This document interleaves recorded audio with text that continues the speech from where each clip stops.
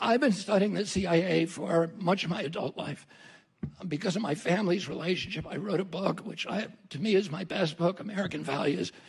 And it is the story of my family's 60-year fistfight with the CIA, which began with my grandfather, Joseph Kennedy, who served on the Hoover Commission in 1955 and recommended the disbanding of the CIA's plans division. It's division that was fixing elections and assassinating leaders and all of that. So the CIA never forgave my family for that. And then when my uncle came in, after the Bay of Pigs, he fired the top 3 officials, Bissell and Cadell and Allen Dulles, who then made himself the head of the Warren Commission 3 years later. And when my uncle died, he told a reporter, I'm glad the little shit is dead. He thought he was a god.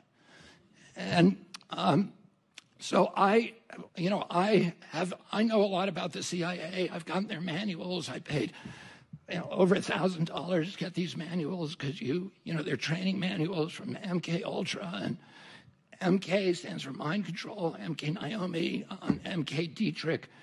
It all came out of Fort Detrick and NIH, and then 150 colleges around our country where they were funding these studies. And if you look at what they do in these simulations, they're using all of these techniques that they developed in colleges, in college laboratories, social scientists and other scientists, medical scientists for years who were studying how do you control individual behavior, but also mass behavior. How do you induce mass psychosis? How do you create Manchurian candidates?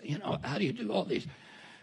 They had all these colleges studying these, and how do you impose centralized foreign control on indigenous populations?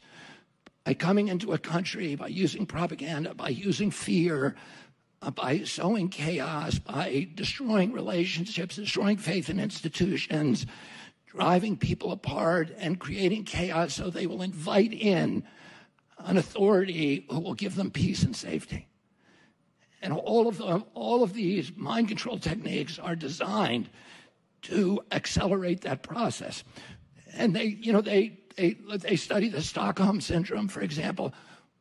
If you lock people, down, they become grateful to their captors, and they become angry at the people who criticize their captors, and they believe that the only way that they can escape this confinement is through total obedience and total compliance to their jailers.